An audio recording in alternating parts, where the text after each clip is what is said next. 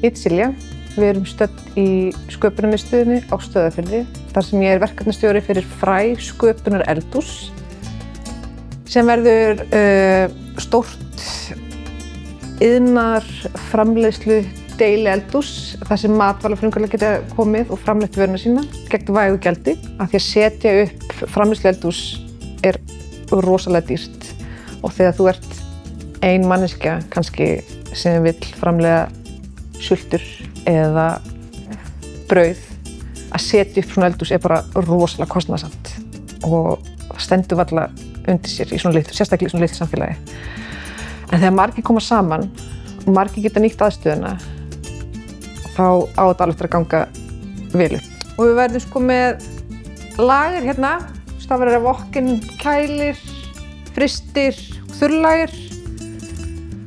Þessi veggur fer og næsti veggur, opnum speysið, það verður stærra iðnaðareldhús fyrir stóra framleiðslu, það eru 4 vinnustöðar og þar verða reykofn, það verður bakarofn, það verður djúpstengagræjur og bara you name it. Hérna verður svo kaffihúsið.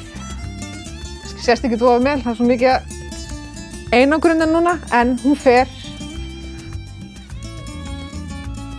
Hérna er horft inn í bakaríið. Hérna verður svona langt afgreiðsluborð eða barborð. Þannig að maður hafi yfirsýn yfir alla staðinn. Það eru stóru gluggar sem fara hérna alveg allan hringinn og það er alveg geggjað útsýni hérna. Það vantar atvinnu hérna á Stöðvarfirði.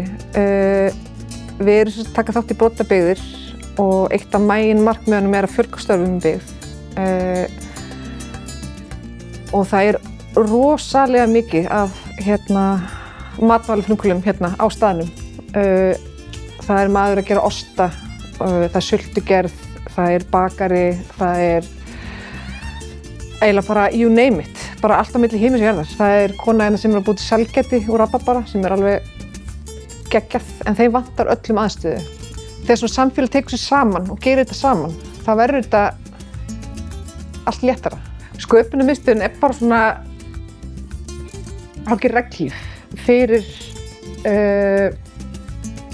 fólk sem er að gera alls konar hluti. Það eru vinnustofur hérna fyrir listamenn, hvort sem það er tónlist, það er verkstæði hérna, steinasafnið er með aðstöðu hérna, það er tónleikasalur hérna, það er stúdíó hérna. Þegar þú færð saman fólk sem eru sömu ástríðu, það er ekki verið að gera saman hlutin, en bara það að deila sinni ástríðu með öðrum kveikir oft nýjar hugmyndir. Og það er rosalega ekki bara skemmtilegt, heldur líka mikilvægt.